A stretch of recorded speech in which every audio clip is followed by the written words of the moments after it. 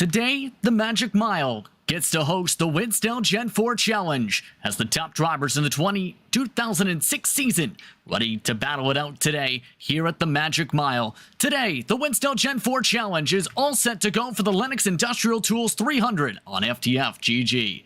Justin Prince, Blake McCandless with you with our producer Zach Johnson as we get ready to go racing for 55 laps, just about 60 miles or so here tonight. It should be a fun one to say the very least here in this one, Blake. Lots to talk about, but let's go straight into your starting grid before our two pace laps here today. Brandon McKissick's been very quick on the short tracks this season. He'll start on the pole today alongside Jose Solis Jr. Then it's James Holzer and Zach Campbell. Christian Budd once again keeping up the momentum after last week's race. We'll start alongside Logan Kress. Logan Powers in the 97 starts alongside Sean Pellig, the most improved driver of the summertime. Gabriel Mauricio is in that conversation though in 9th. Timothy Latham, the top 10. Dylan Roberts will start on the inside of row number 6. He'll go from 11th. TJ Crampton will start in 12th. Ryan Doucette, he'll start from the 13th spot. Wouldn't be shocked to see him move forward very quickly in this race. Nick Turbuck will start in 14th. 15th will go to Brendan McGee. 16th is Lilac Zire. Starting in 17th is Ali Osman. For Scott, he'll roll off from 18th. 19th will go to Kyle Benson. And Alex Bates will round out your top 20. 21st tonight, Thomas Lewandowski on the starting grid in car 21. Josh Perisato, 22nd. Matt Skipper, the last of the drivers to set a time, will start alongside Nicholas Doucette, who had trouble in qualifying, will start towards the back. Christina Ryan starts 25th. Ben Hancock in the 6th car tonight starts in 26th. Emily Howe and Philip Snipes next. Then it's Christopher Tate and Anthony Krobach, the top 30. Your rest of your drivers tonight include Ken Huff, Chris Hancock, Ryan Keim, and Hayden Repas. Of note, Keim and Krobach do not make it to your starting grid here tonight. So a few moments for drivers to get themselves situated. Lots to talk about here tonight. James Holzer, currently the top driver of the summertime, along with Ryan Doucette throughout the past month and a half or so, Blake. Tonight should be an intriguing one here at the Magic Mile, though. It should be. This is a racetrack that is very challenging for these drivers. Low banking, flat corners tends to be really loose, and this race car should provide a really good challenge for these drivers as they try to find exactly which lane they want to run. I think this racetrack will open itself up a little bit. Don't think you'll see too many drivers running very low down on the bottom, or at least in that first lane. We may see a few leave to the apron, but for the most part, that second to third lane, that wide diamonding line is likely what you're going to see from many of these drivers, and those that can make speed are going to be able to stay up there and make it really difficult to pass here at New Hampshire. And keep in mind, a few drivers did have a couple changes to their respective rides for the remainder of the season. Nick Turbuck has seen through the lineup, switching over to the Richard Childress Racing number 29, GM Goodrich Chevrolet colors. Also, Chris Hancock jumping into the 43 for the remainder of the campaign in turn, starting here tonight. You'll also see the number 60 Kyle Benson shifting over from car 92. But it's almost time to go racing from New Hampshire. The Granite State ready to go for WINSTEL competition here on FTF GG. It's McKissick, Solis Jr. on the front row. To the start box they go for the first time. The green flag is out. We're underway from New Hampshire. And 3 wide already for the race lead. James Holzer all the way to the yellow line. Tries to rip it away from McKissick. McKissick drifts it. Holzer to the apron as they battle it out to the back straightaway for the first time. And sliding off the corner on these cold tires, still trying to potentially look for 3 wide right there. A big move from James Holzer. He had a lot of trust in that race car to throw it all the way on the bottom that early on. And look at Jose Solis Jr. all the way down beneath the apron off of 3 and 4 to complete lap number 1. Can that be a viable line here today, Justin? It'll be interesting to watch if that's the case. Third line being utilized by Zach Campbell has gained 2 spots for this run. Solis Jr. nearly hitting the wall. McKissick, though, with the bottom line, trying to build that momentum. Still a drag race for the battle for second, though. Logan Kress also trying to make moves in the grouping behind, but Holzer has near contact for second. Well, this is where respect really comes into play and where you can expect the line of the driver to run. Some drivers, they want to, if they're on the bottom, they want to try to run you up the racetrack and make sure you're in that third lane so they can have that second lane. You see McKissick doing a little bit of that for the most part, as you see most of the drivers kind of using that second and third line. Not too many using the bottom except for your race leader and Jose Solis Jr. for the time being. That's going to be an interesting thing to see how this plays out with 3 wide in particular still in several parts of the track. This is going to be one of the more difficult races of the season. As we've already seen, drivers nearly make contact several times already, Blake. Tire wear expected to be a major factor here tonight. Strategy could be intriguing with the 37% fuel limit. That's been the case in every single race that we've been out here, Justin, particularly when we're able to get those longer runs because it is such a short fuel window. You're really only able to go probably around the I would say mid-30s is likely the fuel window right here for this. So definitely going to have to execute on the pit road. Likely only going to be a one-stop race or perhaps a little less than that. But we can talk about that later. Once again, great battle going on here for second. Is McKissick able to just clear Zach Campbell? That took a little while for this to be able to work, to say the very least. Give credit to the work, by the way, put in by Zach Johnson for tonight's ticker for this evening. Throwing back to this era of racing for the real world. It took plenty of work for it to be executed for tonight. Meanwhile, Timothy Latham still continuing the fight for 9th position. That's Ryan Doucette in the 7, TJ Crampton in the 41.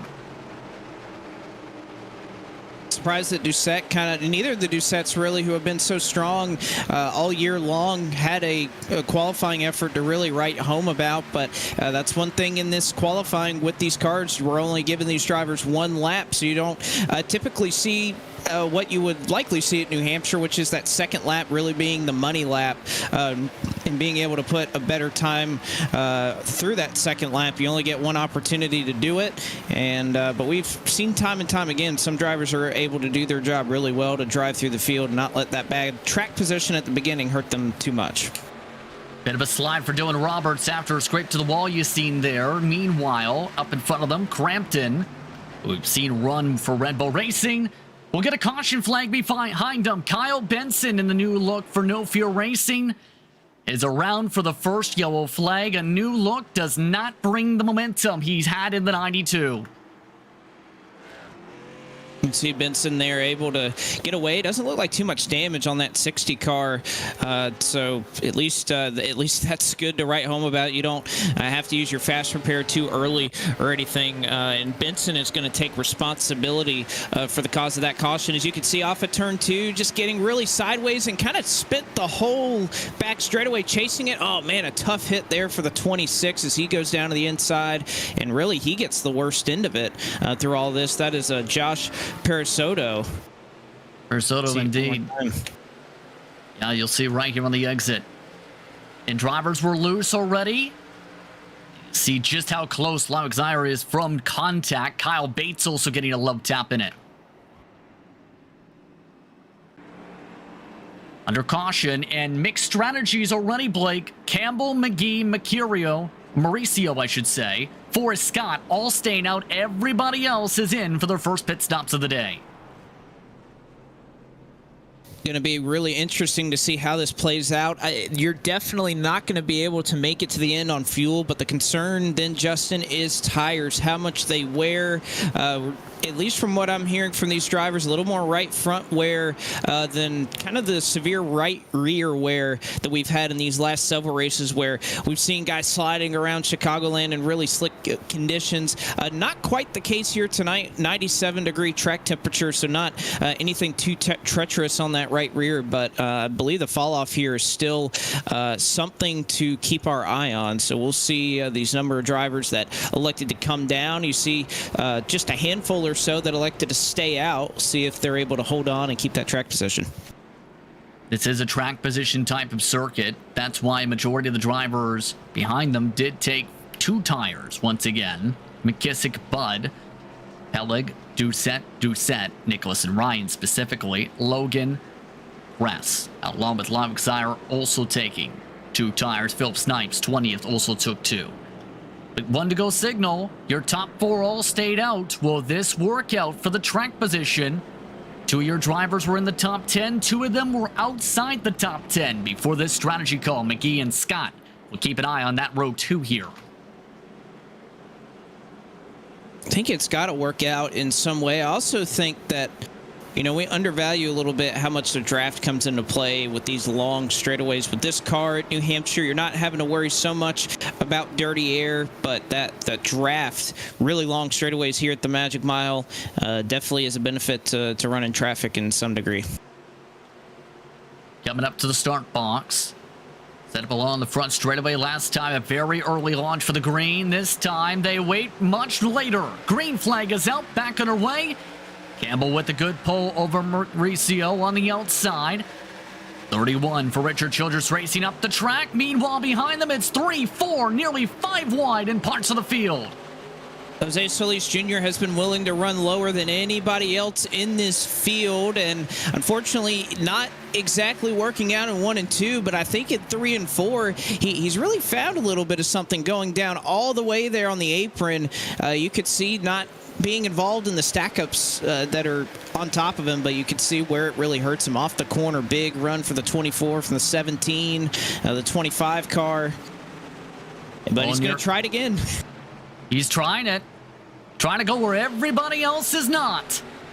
Doesn't work again as Nicholas Doucette, Christian Budd both zip on by. Timothy Latham reins along Ali Osman to be able to charge up some spots.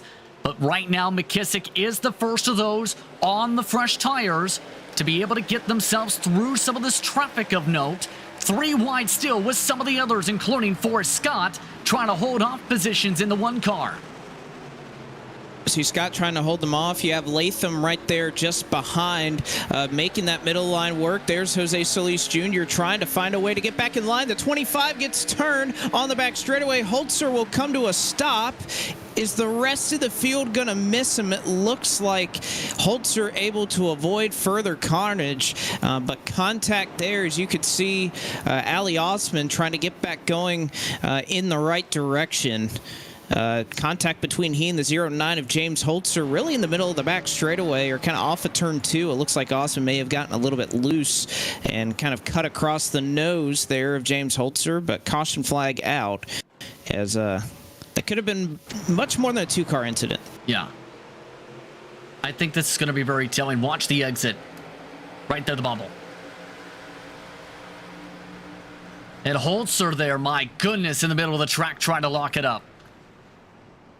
Yeah, that's where the caution came out, because really Osman spun, but not really in a spot that would require a caution. But it was Holzer that, after that, got a little bit out of shape, and you could see lock it down. And lucky that, 1, there wasn't a lot of traffic, but 2, the little of traffic that there was able to avoid him. Gosh, that was close with 1 car. That was Perisotto who scraped the wall trying to get around him.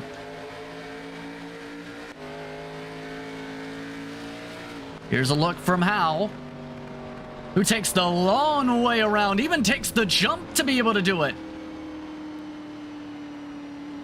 Hope that there's not some damage that comes out of that. It looks like the 55 car is okay. See them back down on pit road here. A lot of drivers who kind of made their bet already. They stayed out that last time. They're also still out on the racetrack, as you can see. Campbell, McKissick, Doucette, McGee, a couple other drivers in the top 5. Here's the interesting thing. We had some more pit stops, including some of your drivers up at the front. Christian Budd in particular brought Tara Buck, Matt Skipper, Emily Howe, Chris Hancock with them in company. So there is a different strategy here to potentially make it towards the end on the gas, possibly, for some of these drivers now. Or at least get to it with 40 laps to go.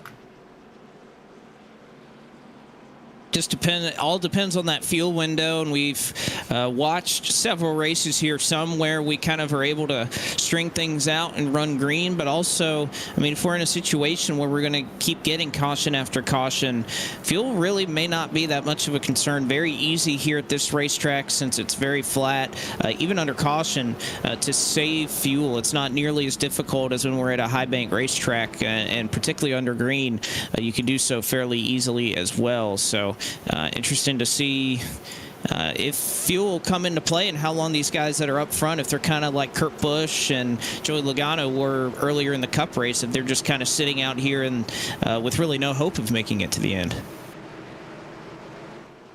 You definitely don't want to end up building up the Austin Dillon, Brad Keselowski situation either under a caution or at the start of a caution period. Definitely not. Yes. I think they're still trying to sort out how that played out. Green flag is out, 39 laps to go for Campbell over Mauricio. Then it's fresh right side tires behind them. McKissick leading the bottom. Ryan Doucette the top near contact with the RCR car as Mauricio looks for the lead. Utilizing that top line, it's a great line if you can make it work, make it very difficult on that car underneath you to hold it off. As you see, once again, up the top goes that singular wireless Chevrolet, and I think he's going to get the run off here off of turn 4. He's got the pull to get the lead lap, but does he have the pull to be able to get clear of Campbell is the major question. Near contact again from Ryan Doucette. Sean Pellick is coming as well. The first driver on 4 tires also in Logan Powers. It's Campbell who powers his way clear down the backstretch. They're on those fresh tires, but as they get too wide, not really anywhere to go. Now they're going to go too wide for second once again. Mauricio still running that second line as well as he can. Yeah, McKissick on the bottom. There's the 97. Just behind this battle, the 7 of Ryan Doucette, who is starting to work his way into the fold. There is that 97 in the midst of that fold. Campbell nearly folds the car into the inside wall. Able to hold on to it as McKissick looks for the lead. McKissick with the speed with the quarter panel. Not able to fully close up to Campbell yet, but he is looking fierce on that bottom. Really making it work well, and if you can find your way to that second lane, I'm just wondering how well you can pass down there. You can make up some time, and that's definitely the preferred line, but as soon as you get someone to your outside, how well can you stick it down there? I think we're getting our answer right now. McKissick looks a little bit stronger through the corner, and despite the fact that Campbell makes up a little bit of ground on the straightaway, McKissick should be able to get in and clear, and he certainly does. So Brendan McKissick to your race lead. So now the defense back on for the Abraham Motorsports machine. Still Wild Campbell in the line, sorting things together. Doucette in the popcorn seat for the battle for the race lead. Still behind them, Logan Powers looking to try and see what can happen on 4 tires, has just nearly spun it in the battle for 4th. One thing I think you have to also keep in mind here, Justin, that at a certain point, I don't imagine that it would be early in the run, but you'd have to think that perhaps saving fuel, or not saving fuel, shifting down to 3rd gear could be something that you may see some of these drivers doing later on in the run. Again, I don't think you want to do it too early in the run. You'd heat up your rear tires too much, but I think later in the run, we'll have to listen in at a certain point. We get about 10 or 15 laps in, because I think shifting may come into play here. A big moment off at turn 2. Nicholas Doucette hangs on to it. Hendrick Motorsports machines getting very argy-bargy. They had some contact in final practice between them. All while Zois Jr. trying to use the bottom. You see the different others, including Latham, having problems off the corner. No caution. We stay green as he gathers it up. Able to get it rolling, and that's difficult here to do at New Hampshire, where you have the outside and the inside walls just so close to one another. Hard to clean up accidents on the front straightaway, but very lucky there. Only 1 car spin, and we stay green. Logan Powers looking for 3rd meanwhile. What a charge by Logan Powers. We've seen spot starts from Powers in his time in this series so far. That 97 with the WINSTEL colors tonight, it's flying on the newer left side tires. Just an 8-lap difference, mind you. He was as low as 12th before parts of this race.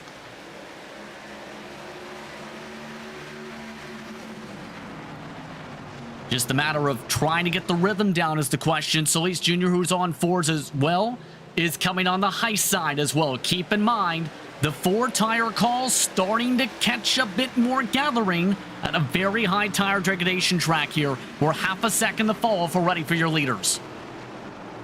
Yeah, that's going to be something we'll have to watch, especially if we keep this run going. When are you going to want to come down and pit?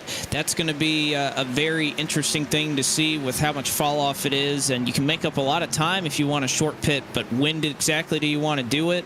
Still interesting to see that the 11 and the 19 really are able to make that line that's way beneath the apron work out for them. It's something that I thought we would see on restarts, but even as we just run regularly through 1 and 2, they're going all the way down there. You can see Zach Campbell right now off the exit of turn 2 really using that line.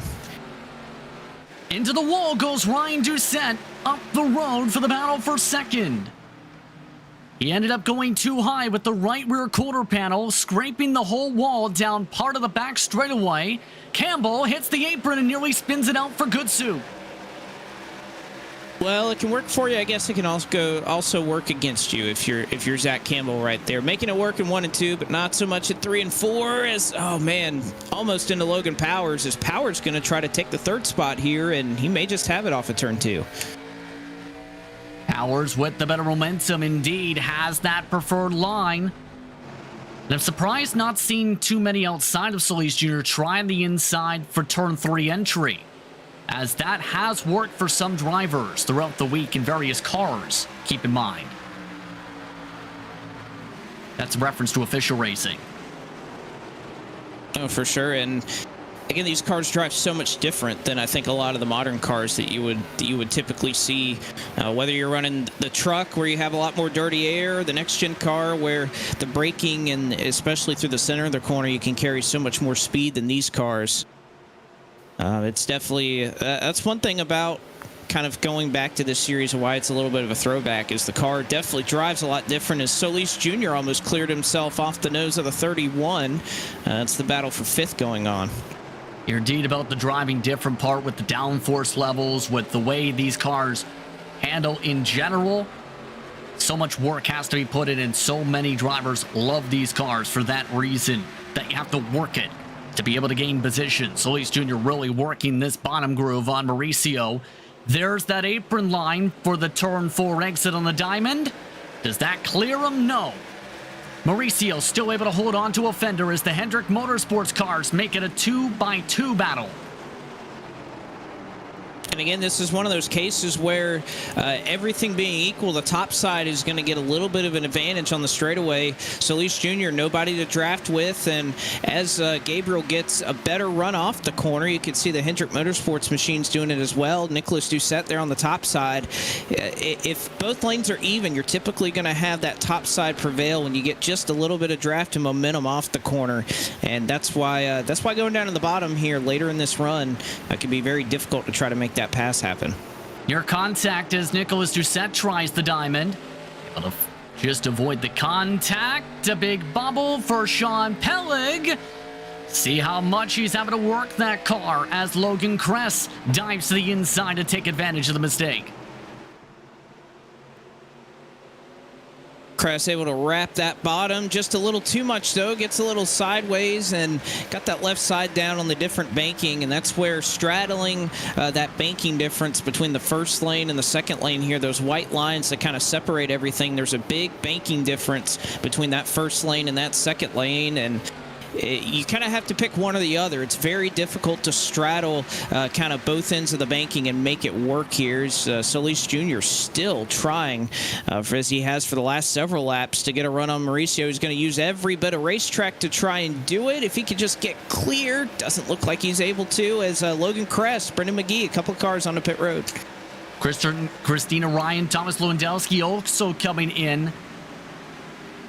And that's going to be an intriguing part of the rest of this run. Who will come in and win? Remember, when it comes to some of those drivers, they were on different types of lengths on the runs. Some of them 32, some of them 28 laps before their pit stop. 24, should say. The leader, McKissick, comes in next. Well, again, about lap 32 is that fuel window, so everybody that stayed out early and didn't come down during the yellow flag, this is about as far as they can go on fuel. So I'd imagine in the next lap or two, every single driver that was on that strategy will visit pit road. Logan Powers now looking for the lead meanwhile. Ryan Doucette Up on the high side, Powers indicating with the hand out the window, looking to pit though. Will let Ryan Doucette take the race lead.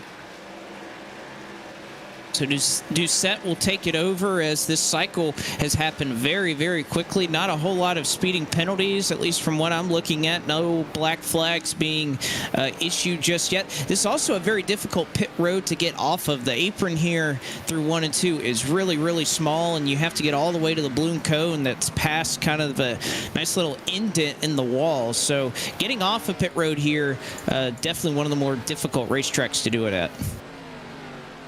How tight the wall is, absolutely. As in comes Ryan Doucette, Nicholas Doucette, Sean Pellig, Dylan Roberts. That puts Nick Tarabuck and Christian Budd up to the lead for now. And remember, those were two drivers who topped off during the caution flag periods. Budd did so twice, looking to potentially stretch it. And keep in mind, based on the 32-lap number, it's still within the final 10 laps for them to try and make it towards the end. And the other thing to mention with this pit lane, you don't time it up right, you may lose a lap here. That's why almost everybody who's pit so far, Blake, has taken 2 tires. Yeah, you lose so much time, but also if you're on this strategy of staying out, do you hope for a caution? Or because every single lap that you're running right now, you're losing time to those drivers that just pit because they have fresher tires than you. They're going to go several tenths per lap faster than what you're able to do. So if you're not trapping them a lap down, you may be hurting yourself, because I don't imagine that anybody that pit can make it to the end. You could go about 31, 32 laps or so at max, and I don't imagine that any one of them has the ability to make it to the end. Plus, they have done massive fuel saving already. Meanwhile, you see Kyle Benson continue to get shuffled about by some of the different traffic. Benson, he had some strong runs coming into tonight. It's not been a pretty run this evening, switching to a Ford. And so far, 24th on the racetrack, battling it out for 23rd, in fact. He had gained some time in the pit window because Solis Jr. took 4. It's not worked out well, as Ben Hancock is into the pit lane in car number 6 for Roush Racing. So it's pretty much everybody 10th on back has come in pit. 9th forward, or you guess you could say 8th forward now with Ben Hancock in the 6 car coming on to pit road. So you have about 8 cars that have yet to come down for this cycle.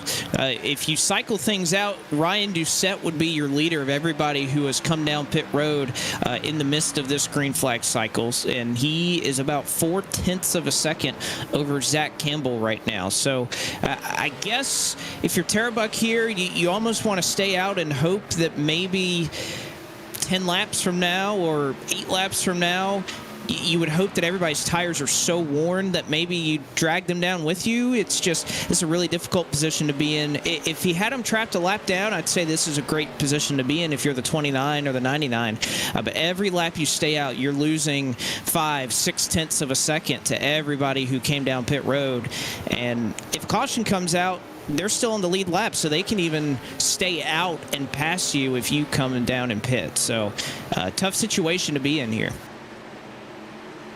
Yeah, that's the major curveball, I think, that some of these drivers may have been hoping for. With 14 to go coming up this time by.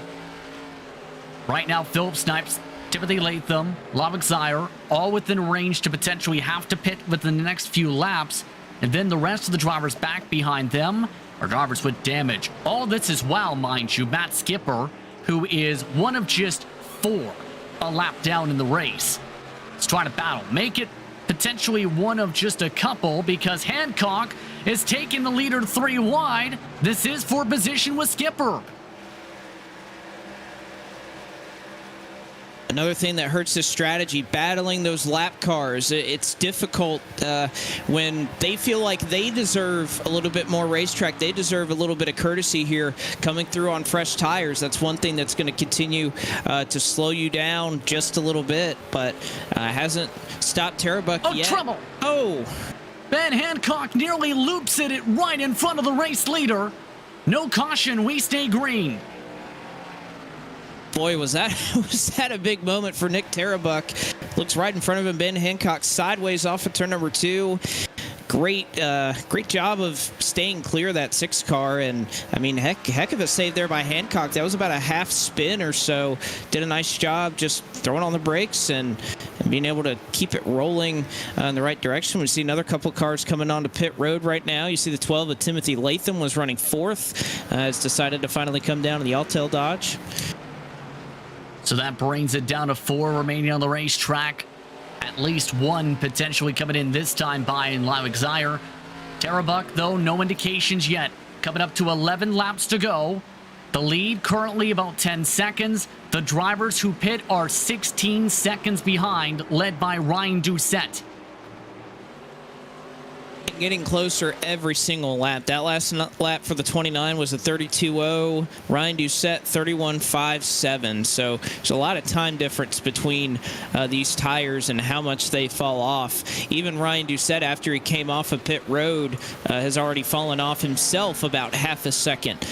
He was running low 31s, now running kind of in the mid 31s. So even for Doucette and everybody else who came down pit road, there's a lot of fall off here at New Hampshire, which you like to see, but also just makes it more difficult as Josh Perisotto will finally make his way onto pit road as well in the 26.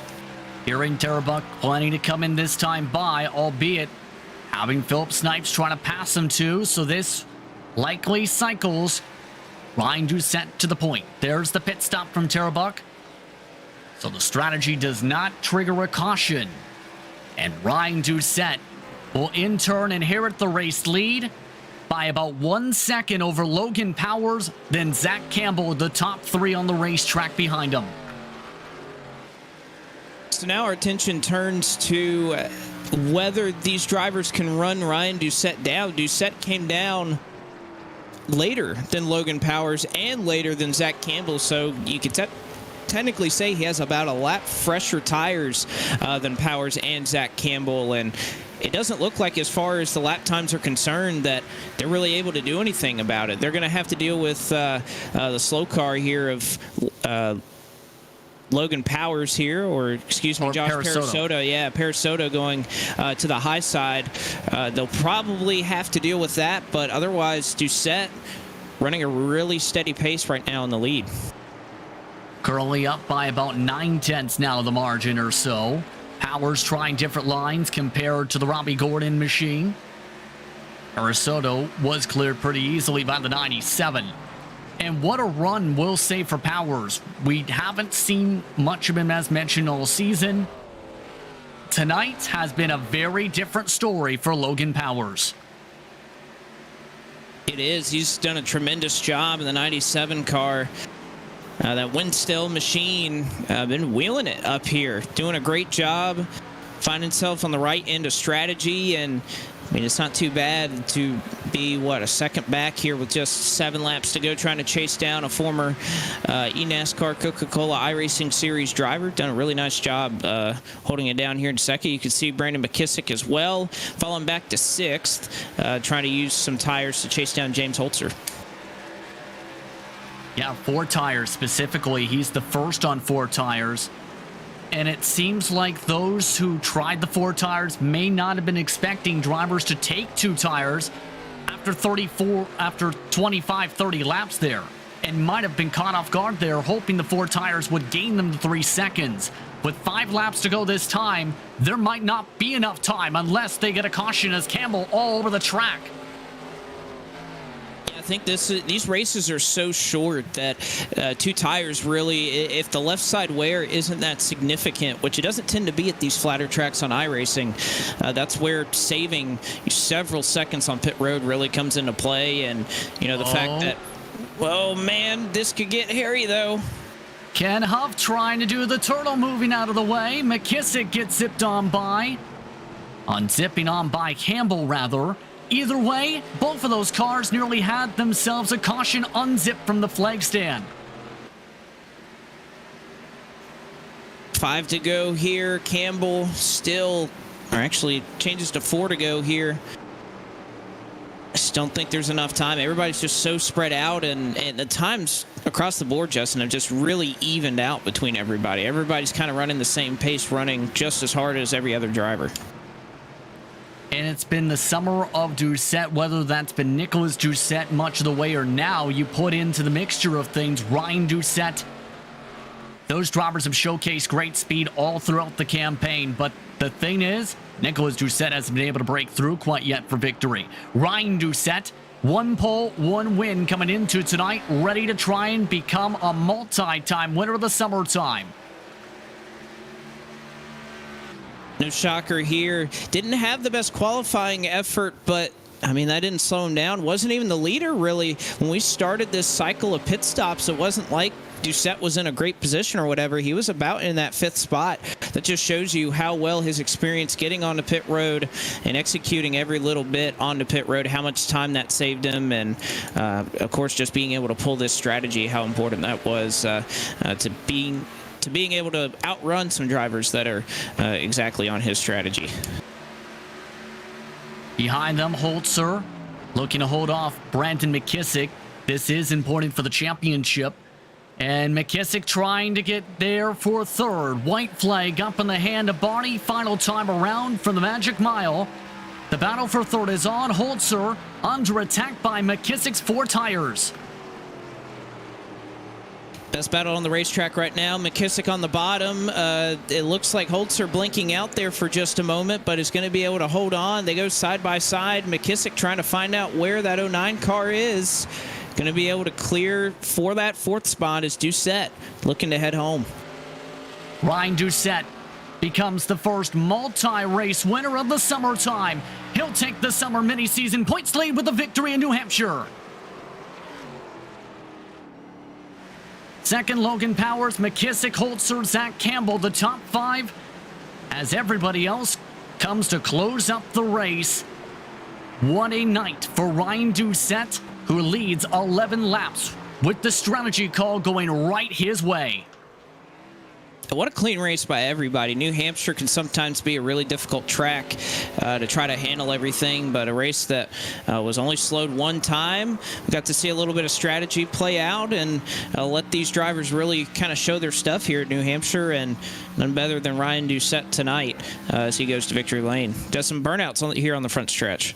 And it's a home region victory, too. He is a New England-based driver. A big victory for a driver. Really loves this facility, as you see with how big the burnout is for Ryan Doucette tonight. As he celebrates unofficial race results, have seen Logan Powers come away with the W tonight, or rather, Ryan Doucette over Logan Powers tonight by 1.1 seconds. McKissick, Holzer, Campbell, the top 5. Riccio, Solis Jr., Osman, McGee. After his call to stay out, working his way to 9th, Christian Budd, after his top-off calls, did not work out for him in finishing in 10th.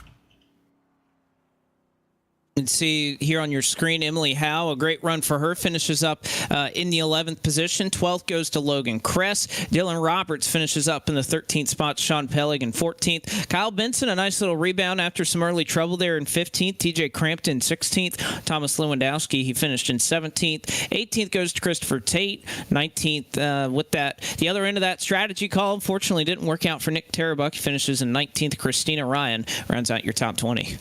21st tonight goes to Alex Bates. 22nd, Nicholas Doucette. Philip Snipes, Timothy Latham, the top 24. Then it's Matt Skipper, Lowick Zier, Forrest Scott, Ben Hancock, and Chris Hancock, the top 29. The rest of the drivers laps down. Paris Soto in 30th. Huff and Repez, the other 2 starters. Well, Anthony Krobach and Ryan Kime did not take the green flag here tonight. So the celebrations are on for Ryan Doucette after what was a stellar night for car number 7. Home region victory for Ryan Doucette. Now standing by with us, Ryan, you've won in New England. How does it feel to win in New Hampshire? Feels pretty good. I don't know if everybody knows, but this is my home track, so I always have a good amount of confidence coming into this race, and it was good to put it all together here tonight. The 2 tires once again coming into play. It took a lot of work, though, to hold off Logan Powers and pull away. Describe that long run to try and close it out, where you made the overcut work compared to your competitors. Yeah, surprisingly, I never took left sides the whole race. The car held up pretty good. I was a little worried there when Brandon hit. I wanted to come in the lap after, and then Logan kind of got on my inside and prevented me from pitting for another lap.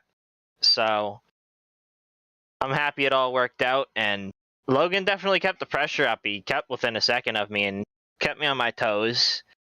I think Brandon definitely would have been there at the end had he not taken 4, and it all played out at the end, and we got the win. Well, with this victory, you're the first multi-race winner of the summer mini-season.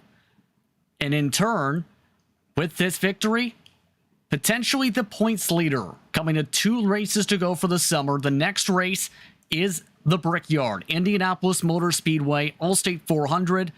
Your thoughts for the 7:30 start time there?